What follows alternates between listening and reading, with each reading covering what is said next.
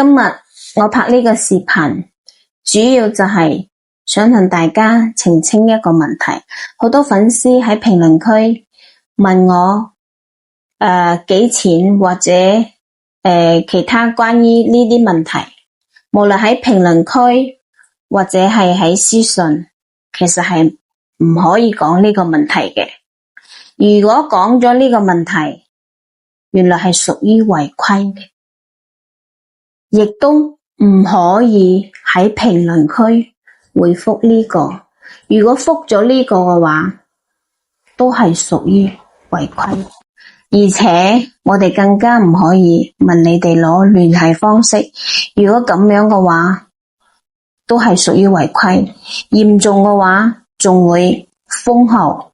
我哋喺私信入邊都唔可以直接回覆呢個，係唔可以講嘅。如果咁樣，平台都會判你係違規操作。所以而家，哇，原來拍個短視頻，原來咁多呢啲好多嘢都唔做得嘅。如果你哋要講乜嘢或者討論乜嘢，咁佢平台就唔可以點樣。而我哋好多嘢係唔講得，係好多規矩嘅。無論點樣，你哋肯定係可以揾到我嘅。如果你哋都想了解全屋裝修、全案託管、衣櫃家私全屋訂做噶，可以先關注我。